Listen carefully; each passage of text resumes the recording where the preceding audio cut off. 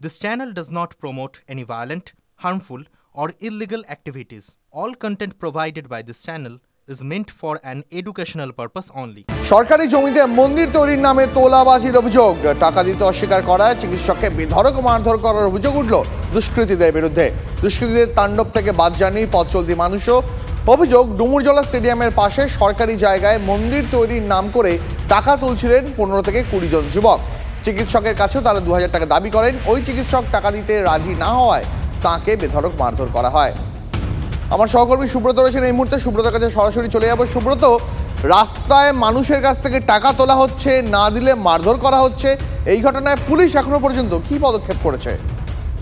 দেখো, ঘটনাটা তোমাকে জানিয়ে রাখি, রবিবার রাতের ঘটনা। রাত 11টা নাগাদ কলকাতার চেম্বার ছেড়ে শিবপুরেরই এক ডাক্তার, তিনি ওই অঞ্চলে মানুষজনের আনাগোনা থাকে এবং সেখানে চা খেতে গেছিলেন এক বন্ধুকে নিয়ে, এবং সেখানেই যেই গন্ডগোলটি হয় এবং সেই ডাক্তারের কাছে 2000 টাকা তোলা চাওয়া হয় মন্দির তৈরির নামে। তারপরে কিন্তু তিনি দিতে অস্বীকার করলে তাকে মারধর করা, তার বন্ধুকেও হ্যাকেল করা হয় এবং এই ঘটনা সম্পূর্ণ চ্যাটার্জিহাট থানায় অভিযোগ দায়ের করা হয়েছে। এবং সেই মুহূর্তে পুলিশ না পৌঁছালেও বেশ কিছুক্ষণ পর পুলিশ গিয়ে তাকে উদ্ধার করে এবং এই ঘটনায় 6 জনকে গ্রেপ্তার করা হয়। তাদেরকে গতকাল হাওড়া আদালতে তোলা হলে তাদের জামিন মঞ্জুর হয় এবং এই ঘটনায় মন্ত্রী অরূপ রায় কিন্তু জানিয়েছেন সম্পূর্ণ বিষয়টা তিনি খতিয়ে দেখছেন এবং দোষীদের বিরুদ্ধে কঠোর ব্যবস্থা নেওয়ার ইঙ্গিত দেন তিনি। পাশাপাশি এরকম একটা ঘটনা ডুমুরজলার মতো জায়গায়, যেখানে প্রচুর মানুষের সমাগম হয়, সেখানে এইভাবে সরকারি জায়গা দখল করে মন্দির নির্মাণ এবং তাকে কেন্দ্র করে তোলাবাজির ঘটনায় যথেষ্ট আতঙ্ক ছড়িয়েছে এলাকায়। অনেক ধন্যবাদ সুব্রত। বিট্টু দাকে বলে আমাদের দাদাকে গায়ে যেরকম ঠেলে দিয়েছে, ওই জন্য ঝামেলা বাবা। আচ্ছা, তারপর আর কিছু নয়। তারপর আবার থানা থেকে তুলে নিয়ে গেল ওনারা তাদের 4 জনকে, 4 জনে কয়জন জিপে তুলে নিয়ে গেল। তারপরে জিপ এলো, এখানে সবাই ছিল, দাদারা আরও এলো, এসে ওর মধ্যে ঝামেলা বাবা। ঠিক আছে, মারামারি আছে না প্রচুর ওর মধ্যে। তারপরেই মারামারি আবার রাত্রিবেলা স্টার্ট হলো বাবা। এটা কখন হয়েছে? এটা তখন 11টার উপরে হবে। আচ্ছা, হ্যাঁ, মানে ধাক্কাধুক্কি নিয়ে মারামারি হয়েছে দাদা।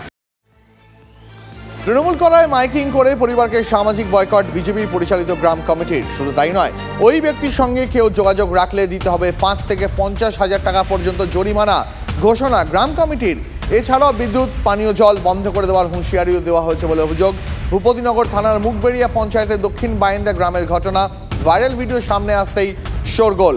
ভগবানপুর 2 ব্লক এলাকায় ঘটনার সঙ্গে জড়িত থাকার অভিযোগে বিজেপি স্থানীয় পঞ্চায়েত সদস্যের স্বামী সহ 4 জনকে গ্রেপ্তার করেছে পুলিশ। গ্রামবাসীর মিটিংয়ে এই সিদ্ধান্ত অনুযায়ী আজ থেকে এই গ্রামে কোনো ব্যক্তি যেন দক্ষিণ বারান্দা গ্রামে ননি দোলই পরিবারের সঙ্গে কোনোভাবেই যেন কথাবার্তা না বলে কিংবা কোনোভাবেই মেলামেশা বা কোনো লেনদেন না করে।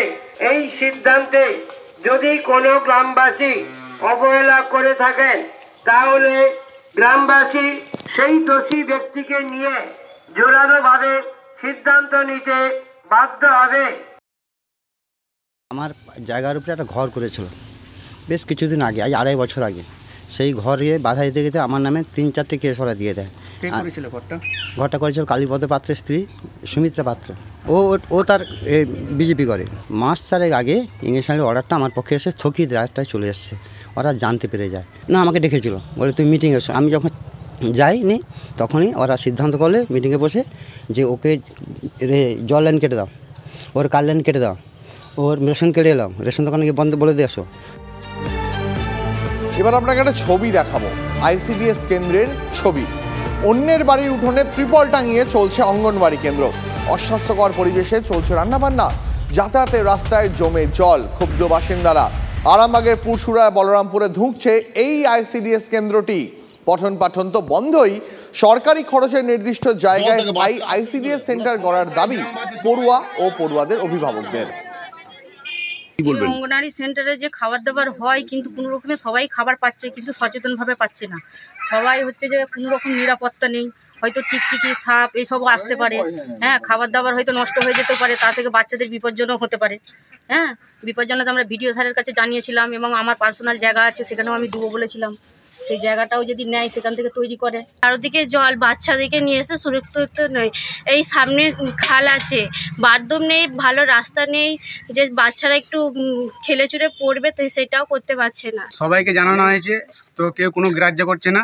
সেই বিডিও সাহেব ঠান্ডা করে বসে হাঁকাচ্ছে যে আমাদের মানে কোনো কিছু গ্রাহ্যই করছে না। বিডিও সাহেব কি কোনো কমিশন খেয়েছে? কেন আসছে না এখানে বিডিও সাহেব? খাবারটা পাচ্ছি, 3 মাস স্কুল হয় আর বাকি 9 মাস হচ্ছে স্কুল হচ্ছে না মানে কি খাবারটা পাচ্ছি, বাচ্চাদেরকে কি করে আনবো? বাচ্চাটাকে কি করে আনবো? এক হাঁটু জল ছেড়ে পড়ে যাবে। আমরা জায়গাটা খুব তাড়াতাড়ি দেখছি, যদি জায়গাটা মানে পাওয়া যায় কোনো খাস, ঠিক আছে, তাহলে সেইখানেই আমরা দ্রুত সেই কাজটা শুরু করব। ডিপিও সাহেবও আমাদেরকে আশ্বস্ত করেছেন যে আমরা ফান্ড ওখানে রেডি রেখেছি।